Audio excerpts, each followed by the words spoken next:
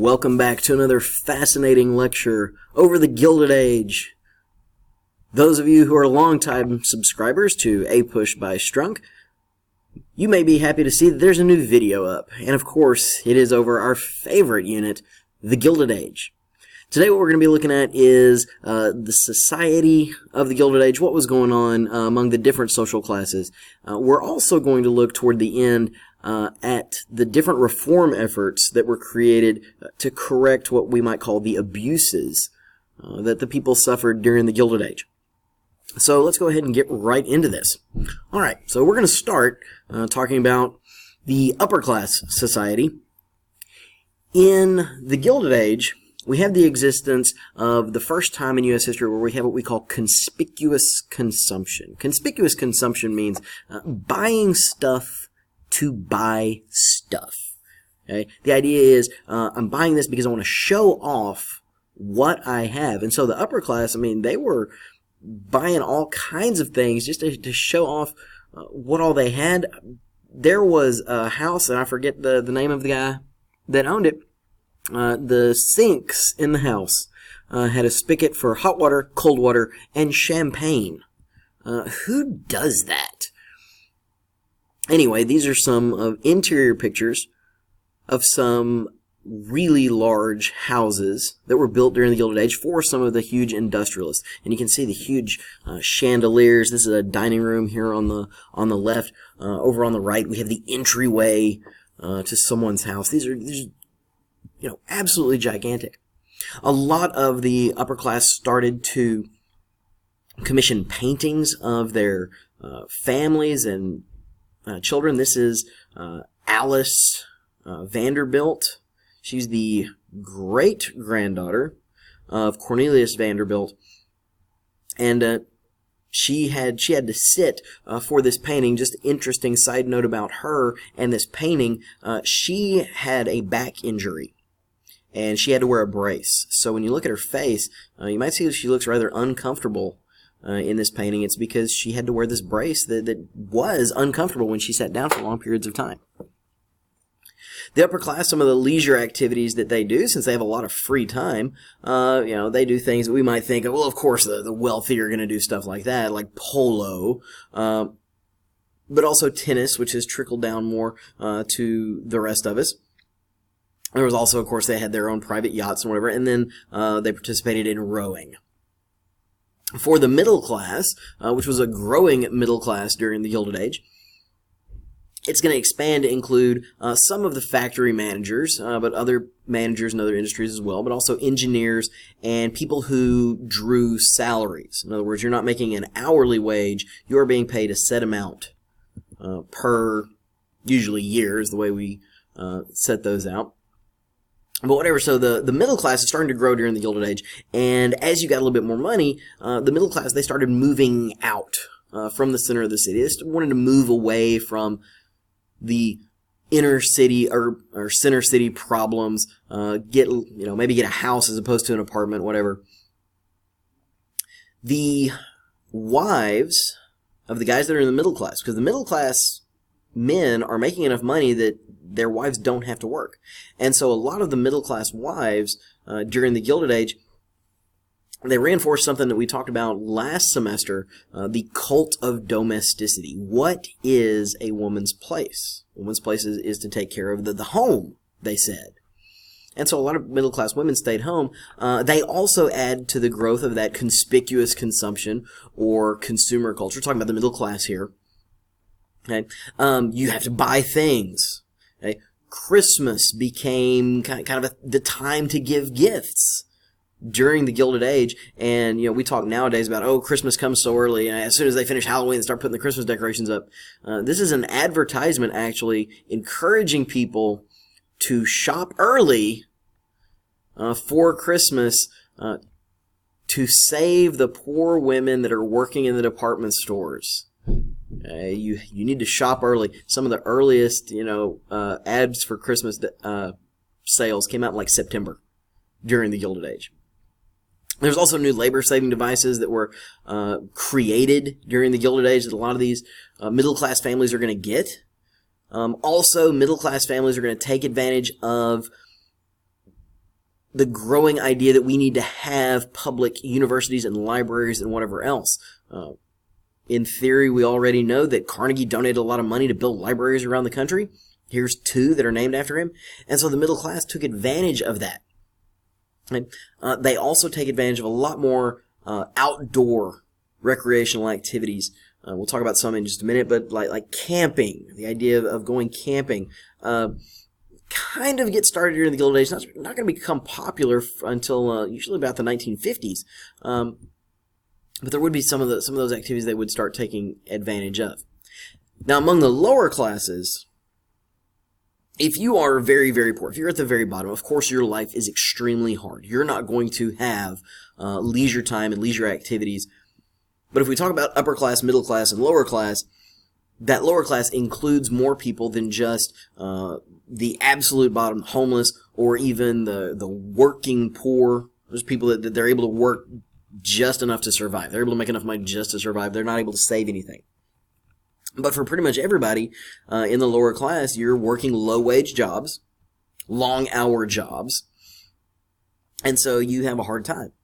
Now, for some of these people, though, even though they are in low-wage, long-hour jobs, as the Gilded Age moved on, they were able to get increasing amounts of time off. When the unions fight back against the business, and they start negotiating contracts that are going to take it from a 12-hour day to a 10-hour day, and for those that were lucky enough to have the 8-hour day by the end of the Gilded Age, okay, what are you going to do with that extra time? And the idea behind some of those hourly reductions, the unions also, they kept the same overall wage. So, your time might go down, but your hourly wage might go up in order to make up for what you would lose otherwise. And so some of these people in lower class, they started having some disposable income. Okay. There's also going to be some of the reform efforts we talk about in a little bit are directed at improving the lives of the poor. Now, why were the economic differences between, especially the rich and poor, why were they seen by a lot of people in the Gilded Age as acceptable? There's a couple different reasons. One is the belief in this thing called social Darwinism. We've talked about social Darwinism in class a couple times. If you've watched some of the other videos, we've talked about that also. But it's the theory of Charles Darwin. Okay? The theory of evolution, not really, but the principle of natural selection applied to society. Social Darwinism was developed actually by this guy, Herbert Spencer, and it's also promoted by another thinker of the Gilded Age, you might say, a guy named William Graham Sumner. And basically what social Darwinism said is survival of the fittest. Those who are fit to become wealthy will become wealthy. Those who are unfit to become wealthy or become middle class, they will fall and they will become the lower classes. This is kind of reinforced by, like what happened to Andrew Carnegie. Andrew Carnegie was a Scottish immigrant. Gets his first job at 13 and rose to become the richest man in the world at one point. J.D. Rockefeller, he grew up in poverty. His dad was, for lack of better terms, a scumbag. And he also grew to become one of the wealthiest people in history.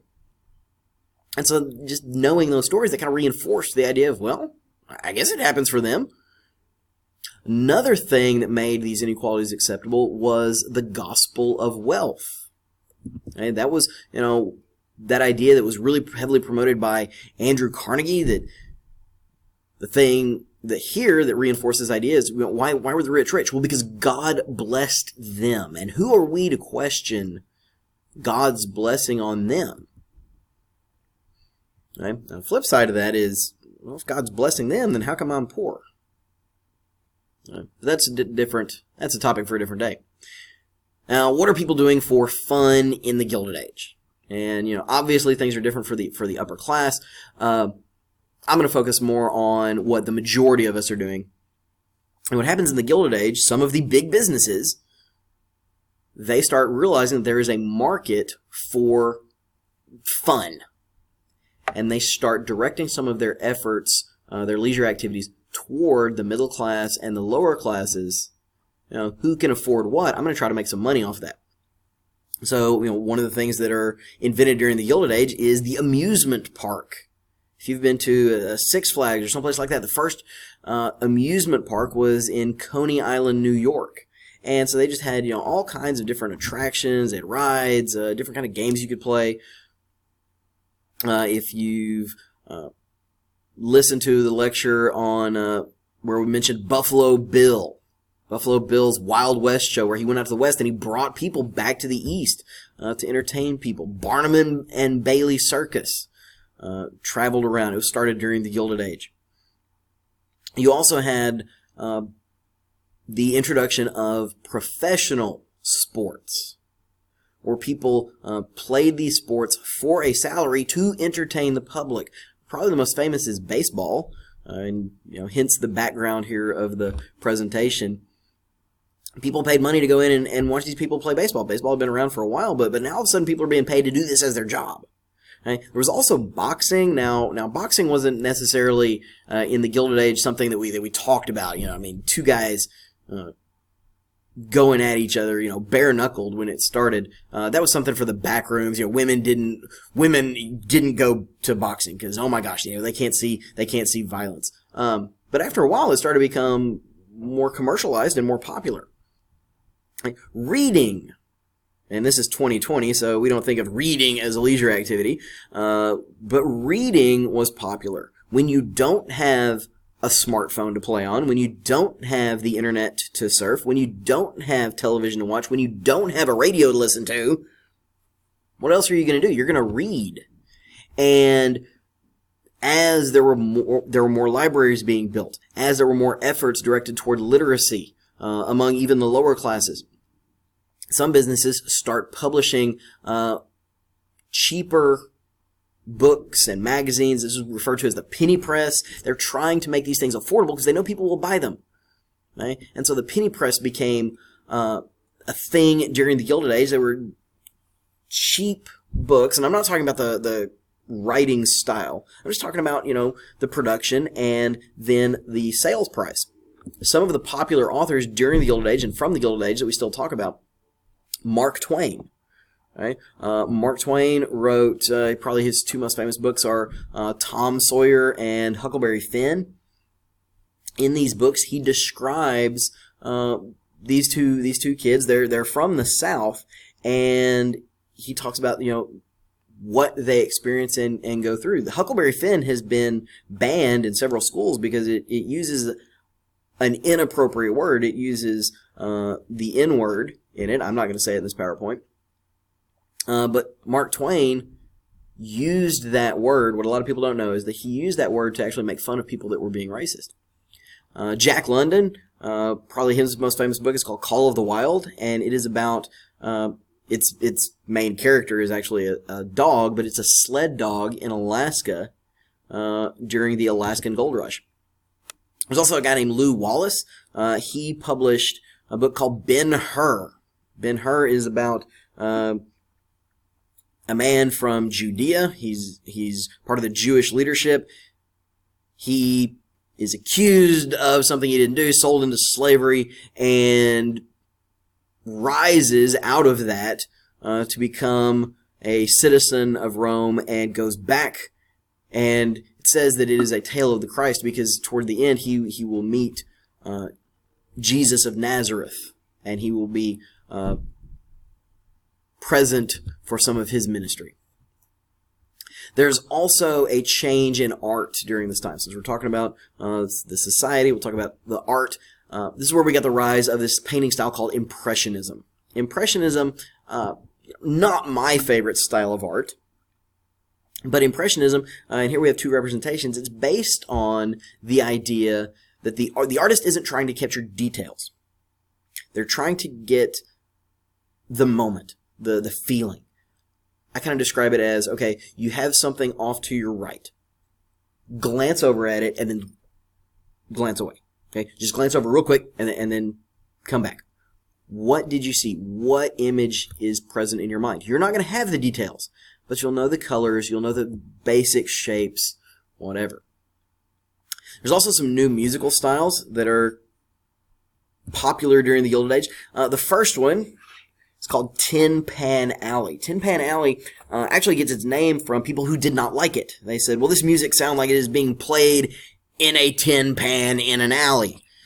Right? But what it was sheet music that, yes, it was played in, concerts by certain musicians and whatever. But what it really was the first attempt by musicians to write music for profit for the general public. Okay? Combine the idea of, I'm going to write sheet music, but I'm going to take it to the penny press, and I'm going to try to have this thing mass marketed so that anybody that has a piano in their home, they can get a copy of this and they can play it, or a trumpet, or whatever else. And so you've got musicians out here trying, how can I write music for the general public that they can play at home? There's also the beginnings of something called ragtime. Ragtime was popular, and it was created by African Americans in the South. And the reason that ragtime is important, because, mostly African Americans are going to listen to it, but it also became popular among white audiences after a time. The reason I think ragtime is so important is because it's going to lead to even more popular forms of music later on. The blues and jazz, they both emerged from ragtime music.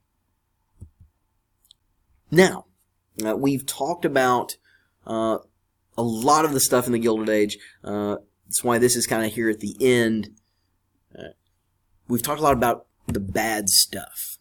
And toward the end of the Gilded Age, there were people who said, we need to start fixing some of these things that we're seeing problems with. There's really two places that the idea of we need to fix this came from. The first was middle-class women. Okay? They had that cult of domesticity. It's existed since the early 1800s. They've had that ingrained in them, and they don't have to work. They have time off. They have access to monetary resources, and they see helping people as helping to fulfill part of that motherly duty under the cult of domesticity. That's why I mentioned it again a little bit earlier. If you see these orphans, sleeping out on the street, middle-class women are going to start saying, hold on, wait a minute, why don't they have parents? Why aren't their parents taking care of them? How can I take care of them if they don't have parents? And that translated into the rest of society.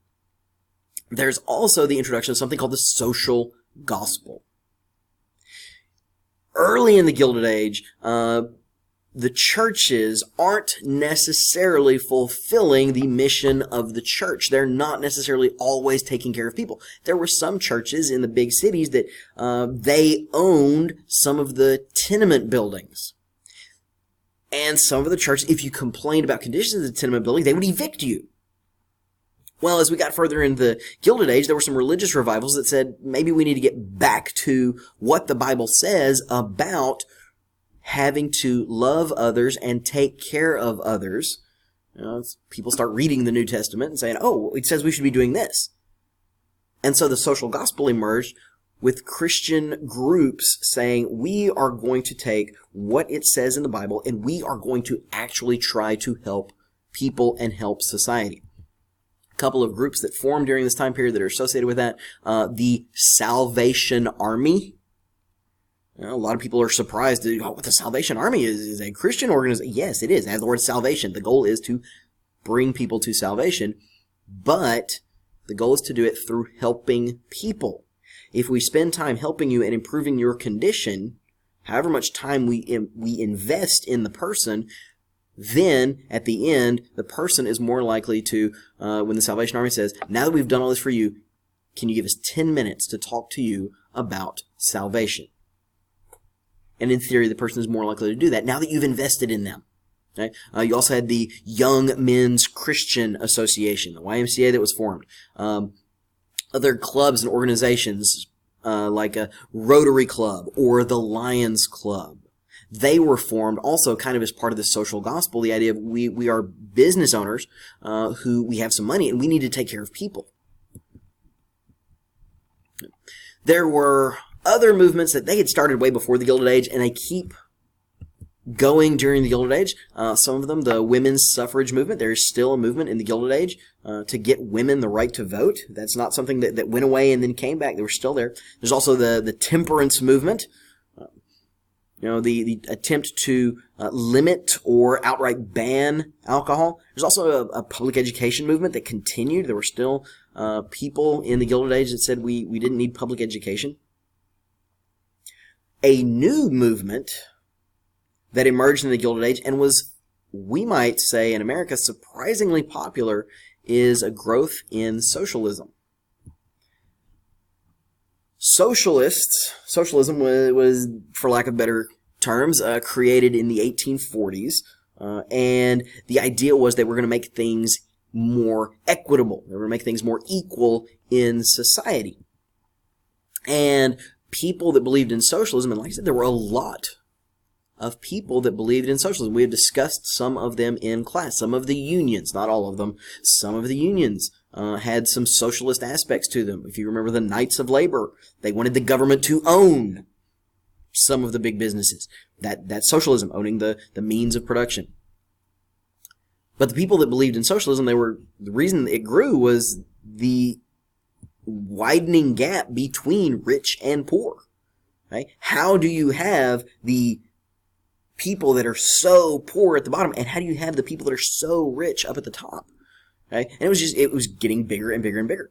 They also saw the corruption in business. Business is taking advantage of everyone. How do we make business more responsible? Well, if government owned it, government would run business responsibly, or at least they would treat everyone equally bad.